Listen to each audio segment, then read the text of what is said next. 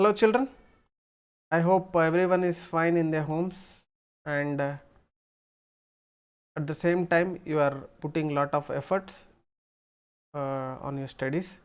So as many of you requested me to do a video on OGIFs, so today I am here with a video of OGIF.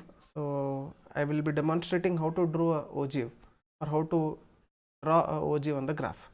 So children, first of all, remember that OGIF gives the mean of the data, so it is nothing but cumulative frequency polygon, the graphical method. So there are two types of OGIF. We have less than type OGIF and more than type OGIF. So today children, we will be learning less than type OGIF. So let us jump to the problem and let us see how this can be done. So as you can see children, here we have a problem where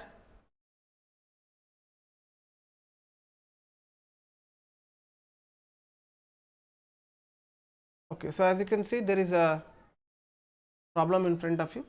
The problem says there is a following distribution gives the daily income of 50 workers of a factory. So there are two rows.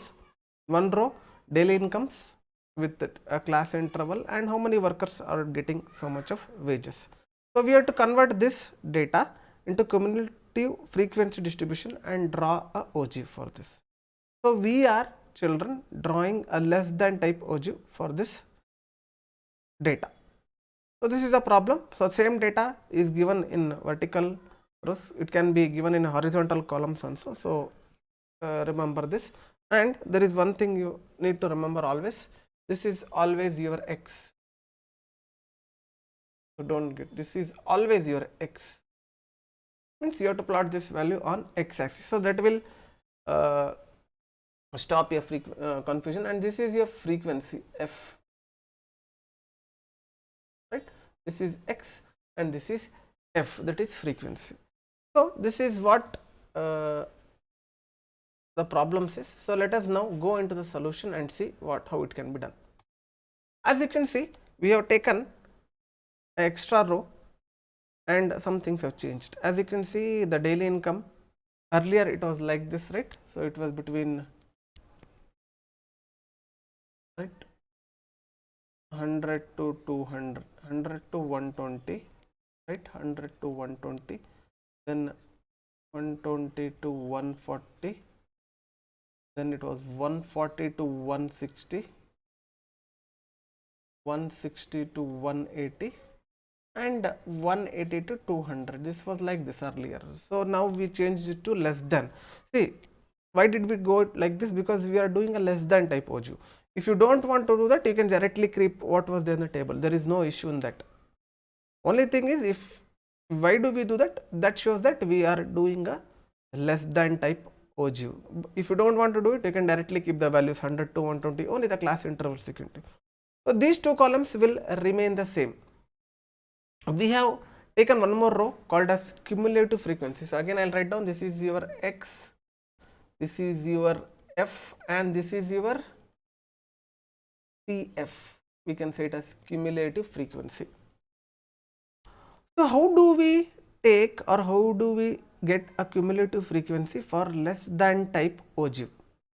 See children, it is very simple. The data is like this. There are workers, right, and they are drawing some daily wages. So how many workers are drawing between 100 to 120? Right? So as you can see, there are only 12 workers, right? Right, there are only 12 workers who are drawing between, right, they are drawing between 100 to 120. Next, when you come down, how many workers are drawing less than 140? See there, less than 120 were 12, less than 140 means how much? This includes this 14 and even this 12, right? Because all these people who are above this less than 140 even covers less than 120. So how much it will become? 12 plus 14, it will give me 26. In the same way, less than 160. So already 26 people are drawing less than 160, right? Because less than 140 had 14, less than 120 had 12. So 26 plus 8 now will give me 34. In the same way it goes on. 34 plus 6 will give me 40, and 40 plus 10 will give me 50. So it goes on till the data ends. Fine. So this is how less than type cumulative frequency distribution table is created. So where you go on adding up things one after the other till the end. So this completes your cumulative frequency distribution table for less than type data.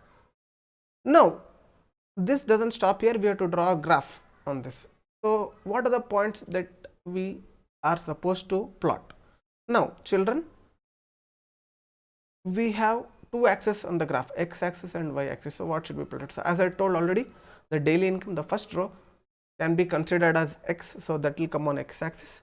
So what should be plotted on y axis? On y axis children, the cumulative frequency should be plotted. So as you can see in the down, the points to be plotted. So let us consider this as x comma y. So as you can see, less than, again one more thing, all upper limits of the class interval should be considered for less than type ogive. Children, remember that.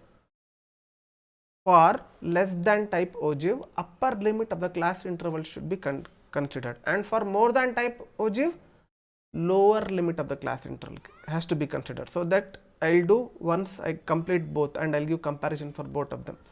So as you can see, 120 is the upper limit of the first class interval, and the frequency, cumulative frequency is 12. So 120 comma 12. Next, here that when you come down, 140 is the upper limit of the class interval. Next 26. So 140 comma 26, 160 comma 34, 180 comma 40, and 200 comma 50. These are the points that we are supposed to plot on the graph. So let us go and see how to do the graph now. Okay, as you can see, you can see a graph paper in front of you. So let us draw straight lines. As we do not have any negative values, we will consider only right x axis along this path.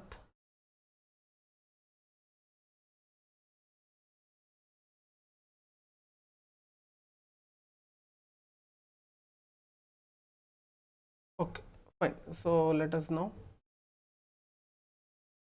So this is your x axis children, and along here we get our y axis. Fine. So this is our origin 0 or whatever it is. Okay, now I want to just do one more thing, and I'll tell you why did it. I just rubbed it here, so I'll tell you why did I do it later on. Fine. Okay, so along x axis I told we have daily wages, right?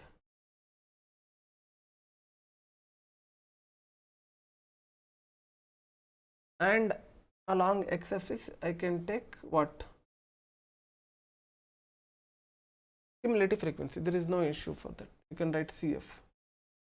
Now let us plot the points. I'll leave a gap of 2 centimeters or 2 boxes. As you can see, I'll take 120. As I told, we have to consider upper limits, not the lower limits. Then gap of 2, 140, gap of 2, 160, gap of 2, 180, 200, and 220. Enough. Don't want more than that. Now along y axis, again gap of 2, I'll take 10, then 20, 30, 40, and 50. Now here I'll draw a waveform like this. Why is that? See, along y axis the class interval is what? Constant, right? Exactly a gap of 10 between each class interval, but here it is uneven. It starts from 0 and directly goes to 120. So that gap will be covered by drawing like this. Now we need to plot the points. So let us see what points we have. We have 120, 12, 140, 26, 160 34, 180 40, 250. So let us start pointing. 120 along x axis and 12 somewhere here. Next 140 26 he gives here. 160, how much it is? 34 children. 160 34, okay. 180 40, 250. So this is how you plotted all the points. Now we have to draw a line through these points without using the scale, with a free hand. So it will come up almost like this.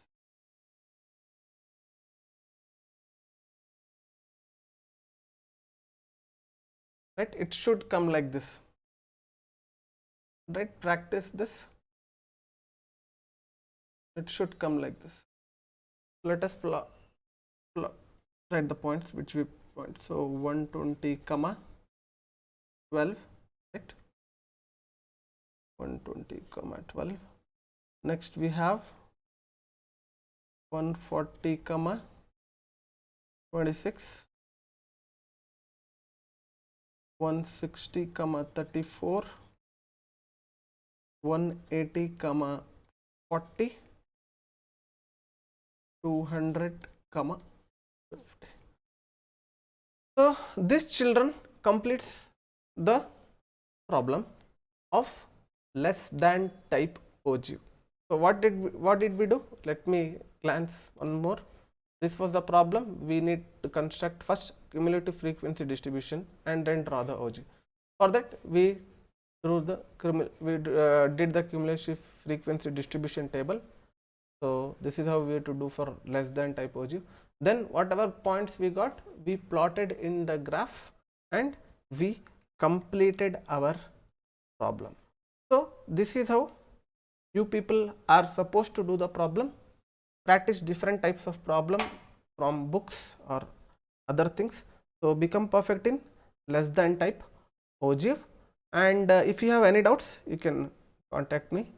I'll clear it out. So next video that I'll be putting you will be more than type ogive. So once that completes, I seem that you people, many children, not you people, they get confused between less than type and more than type ogive. So what we will do, we will have a comparison how to do the problems of less than type ogive and more than type ogive. So till then, take care, read well in your homes. Bye children.